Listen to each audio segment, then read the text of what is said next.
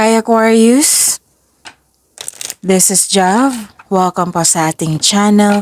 At ito ang inyong daily gabay tarot reading for May 8, 2025. Kung naka-resonate kayo, comment down. Kung hindi kayo naka-resonate, ibigay niyo po sa iba kasi general reading po ito. This is for you Aquarius.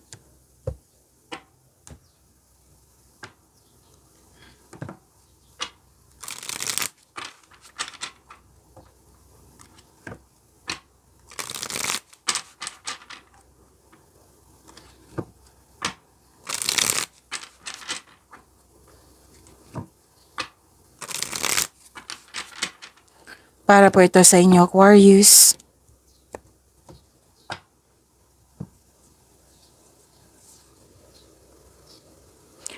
Maraming salamat po sa inyong patuloy na suporta at maraming salamat din po sa mga hindi nag-skip ng ads. Gamitin ang reading na ito bilang gabay lamang sa mga hindi pa nag-subscribe. Subscribe na po kayo at click bell notification para malaman nyo na may bago tayong video. Para sa mga gustong magpa-reading po, comment po kayo ng personal reading. Again, comment kayo ng personal reading and check my reply sa comment section.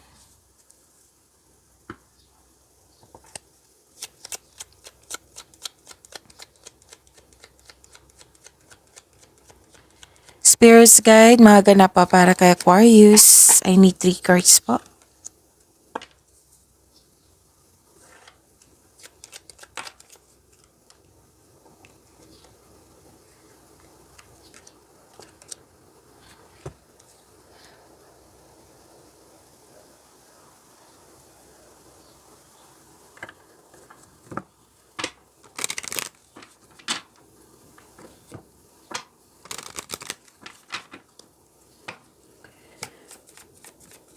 Spirits Guide, message pa para kay Aquarius. I need 2 cards po.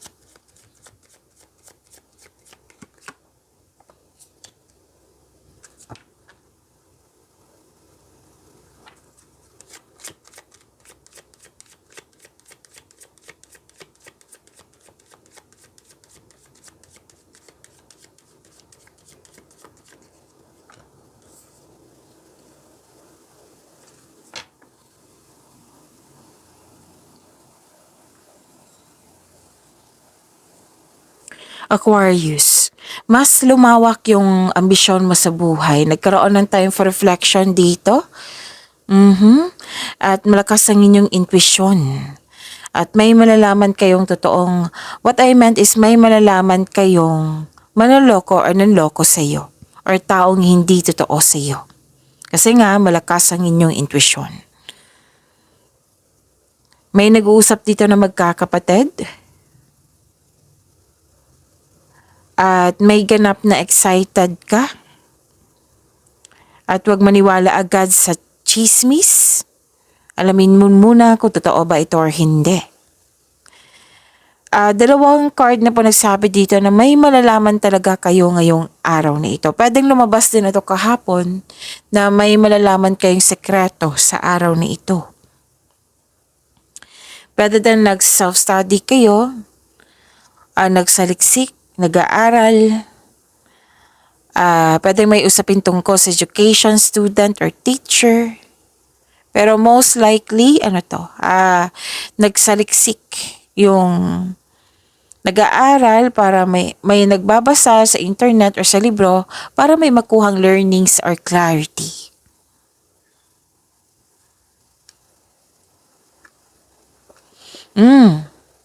Money, find a way to abundance.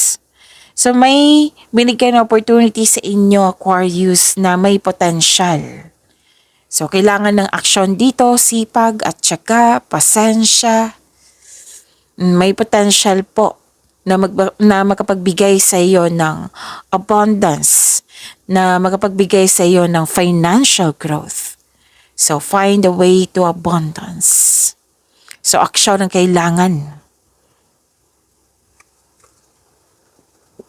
And confrontation. Pick your battles wisely. Okay, may nakita akong rivalry dito. And pwede din may confrontation. Okay, confrontation. Haharapin mo na yung mga pagsubok or obstacles, uh, challenges, ano pa? Haharapin mo na ng buong tapang. Pwede din literal ito na may confrontation sa isang tao. Confrontation sa isang concern. And actually, yung message ng ng card nyo, action to. Dalawang card po nagsabi dito, bigyan ng aksyon. Yan nagsabi.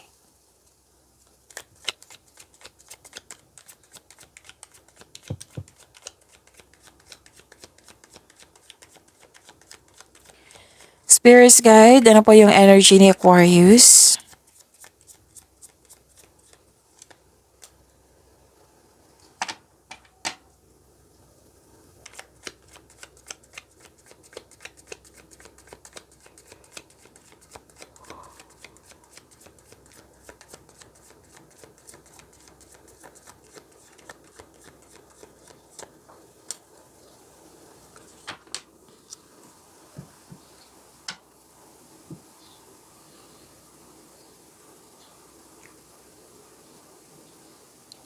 Kung may narinig kayo or may nakita kayong repeating message, like for example, nanood kayo ngayon ng May 7 and May 8 na video reading nyo, Aquarius, tapos may napansin kayo na repeating message, yan po yung pinupush ng cards nyo na kailangan yung bigyan ng atensyon, solusyon at aksyon kung maaari po.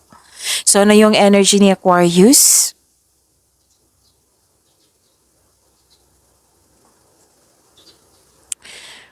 Expect na magiging busy kayo ngayon. At may nakita ko ditong full of creativity. Nag-clarify po siya dito sa inyong oracle cards. Yung una kong sinabi na nagkaroon ng time for reflection at nagkaroon ng mas lumawak yung ambisyon sa buhay. Actually, nakikita ko dito na very supportive kayo sa family mo, sa partner mo. Very passionate sa gusto sa buhay. Binibigyan ng time and effort yung passion mo. At kaya mo ring maging leader. And please know that you are guided and protected now and always. You are divinely guided, Aquarius. So, very confident and sense of worthiness are elevated po. You are becoming more confident, which will lead to immense personal growth and improvements sa inyong connection sa isang tao. Strong, confident, and compassionate. Yan yung nakikita ko sa iyo. Very passionate sa gusto sa buhay, charismatic, at masayahin. Okay, Aquarius. May recognition ako nakikita dito. Yung nakita ng mga tao na malaki ang kontribusyon mo sa isang proyekto, sa kumpanya ba, sa negosyo ba, na marami kang nagawang mabuti. Kaya na-recognize ka. It might be may output na sa inyong mga ginagawa. Let's say, yung customer, dito tayo kumuha kay Aquarius kasi ang galing ng produkto niya, ang galing ng service niya. So, kung ikaw ay negosyante po, makinig po kayo sa inyong intuition to grow your business and take action toward increased prosperity. Ganun din sa mga trabahante po. So, you are creative and enthusiasm. Yan yung pinaka-importante. What I meant is, creativity and enthusiasm are important part of your success. Magaling kayo na leader. Sabi po ng card yan.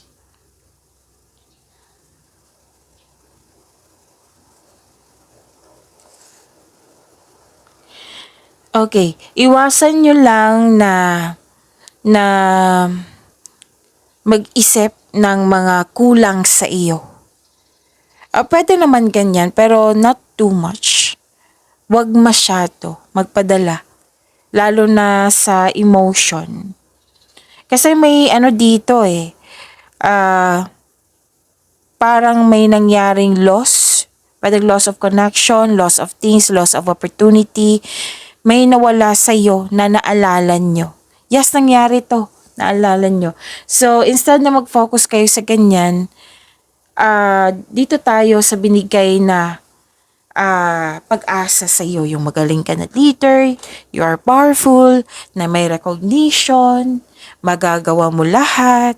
Wag lang iwasan nyo lang talaga ay kulang ako ng kulang sa sayang nawala yung yung chances, yung basta nag-focus ka dito on luck, L-A-C-K.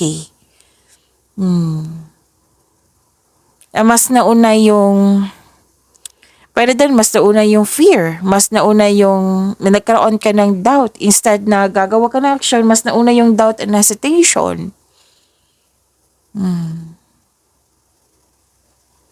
Maaaring may loss of connection, loss of things, loss of opportunity na naalala nyo. Tapos, iwasan nyo talaga kasi nakita ko dito na naapektuhan kayo. Lalo na nag-iisip kayo paggabi. Sayang nawala yung So this card asks you to believe in yourself. Think positive. Think positive na makabangon kayo and have faith ng divine can lift you out of any period of loss. See? Dalawang card na mismo nagsabi dito na tinutulungan ka ng universe at tulungan mo rin yung sarili mo. Iwasan mo na lang na mag-isip sa kulang. Nasa bagong yugto ka na kailangan ng aksyon. Dalawang card ni mismo nagsabi niyan. Kasi pwede din na-challenge ka sa situation mo ngayon. Pwede may nararamdaman kang difficulties, pwede sa situation, sa gagawin mo, difficulties sa isang tao, difficulties sa isang bagay, sa isang sitwasyon. Magtiwala sa kung ano ang darating, sabi po ng card. Kahit hindi ka comfortable sa sandaling ito, please know, makukuha mo ang kailangan mo. Samahan mo ng sipag. Samahan mo ng pag-move on from challenges. Mag-focus kayo sa mind healing instead of suffering. Tanong ko, Aquarius, deserve nyo bang mag-suffer? Diba hindi? So dito tayo sa mind healing. Kasi parang tinatalo kayo ng inyong isipan. Harapin nyo na yung mga pagbabago na kailangan ng action para magkaroon ng abundance. Kasi potential to Potential yung binigay sa inyo na pagkakataon na magkaroon ng abundance. Kailangan ng action. So yun think positive na makabangon kayo ulit. Pwede din kung may toxicity dyan, umiwas kayo. Basta focus kayo and have faith. I-release mo yung nararamdaman mong negativity, palitan mo ng positibo nang ma-motivate kayo ulit. Isipin niyo mo yung motivation nyo na para ma-inspire kayo. Para naalala mo, kaya pala, andito ako para magtrabaho para sa family ko, para sa makapag-ipon ako. Ganun. So yun paalala yan ng card nyo po.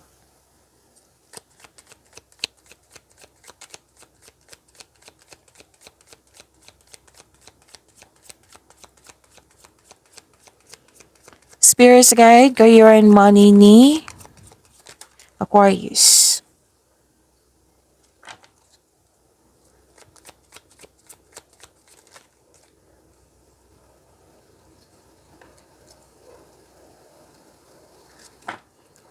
Dalawang card na mismo nagsabi dito na difficulties. At kinonfirm ng Career and Money cards nyo na difficulties in moving on sa mga nangyari. And normal naman yan na may naalala kayo or may nangyari na hindi nyo nagustuhan. Pwede din may nangyari na hindi nyo nagustuhan yung message or salita ng isang tao, sinasabi ng isang tao. Pwede may delay sa plano, delay sa travel, delay sa paglilipat. Pwede din na yung nangyari sa nakaraan na hindi mo nagustuhan, naalala mo ulit or nangyari ulit. at nahihirapan kang mag-move on. Difficulties in moving on to eh. Parang you're staying in place.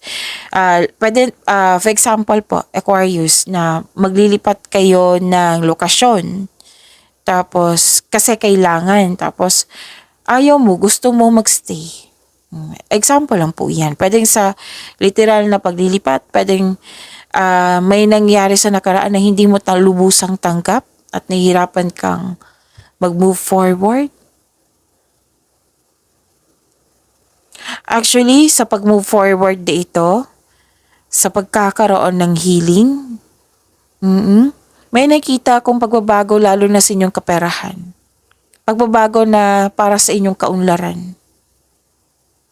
So instead na mag-focus kayo sa mga nangyari na sa nakapagbigay ng hina, yung nakapag-weak sa'yo. O, mag-focus kayo sa future. Mag-focus kayo sa present para sa future. Kasi nakikita ko dito, Aquarius, sinabi yan ng card ha, hindi ko sinabi yan. Sinabi yan ng card na kung magkakaroon siya ng healing, ito yung naghihintay sa'yo. Kasaganaan. At una kong nakita is yung pera. Financial stability. Basta may pagtanggap sa mga nangyari, mag-move forward kayo into a new direction.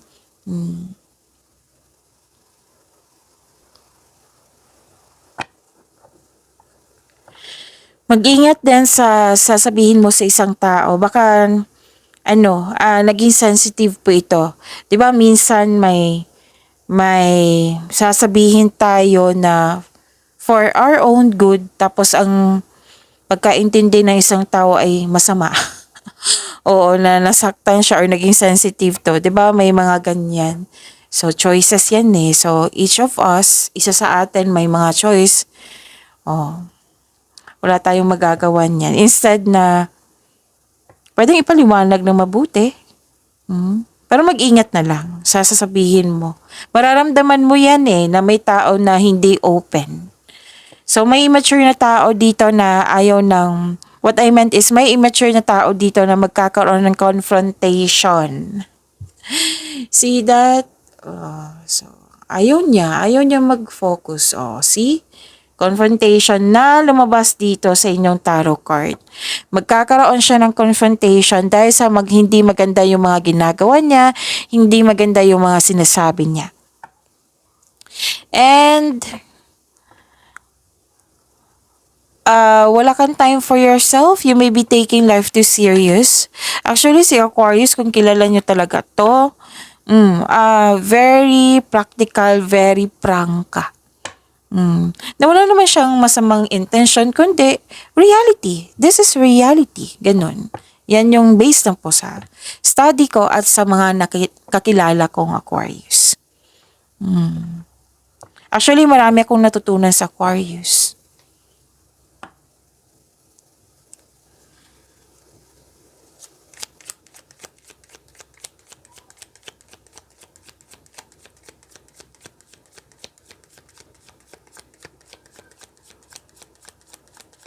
Spirits guide, love, life, self-love, partnership, and romance ni Aquarius.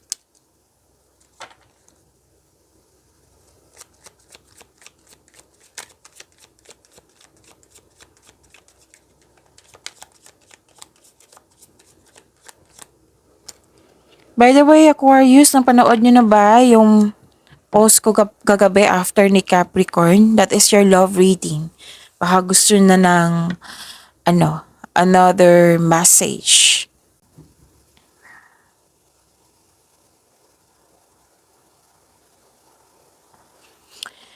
Okay, so may magiging partner kayo, Aquarius. Kung single ka ha, may magiging partner ka na financial stable na at sobrang generous din na parating. It might be this is a fire signs and earth signs. Fire signs is Aries, Leo, Sagittarius, or Taurus, Virgo, Capricorn. Na-reach na niya ang financial maturity. Pwede din partner nyo ito. Oo, partner nyo ito ngayon. na-reach na niya ang financial maturity. Sa mga single dito, gusto niyo magtayo ng bahay, yung nagkaroon ng sense of stability, bago bumuo ng pamilya, bago pumasok sa buhay ng pag-ibig. So, may plano din kayong magbakasyon. So, parati ko tong nakikita sa inyo, bakasyon. Pansin nyo kung parati kayong nanonood dito. Halos araw-araw, kung hindi ako nagkakamali, lumabas din ito dong weekly and monthly reading nyo. So, bakasyon or bumili kayo ng isang gamit na nagbigay ng pamper sa'yo. Pwedeng regalo for yourself. Actually, natutunan ko rin to kay Aquarius. Marami nga ako kakilala Aquarius. Hindi po ako Aquarius. Okay? So, yun. Na, you have to give a gift for yourself. To pamper yourself. Kasi deserve mo, no? Naging masipag ka.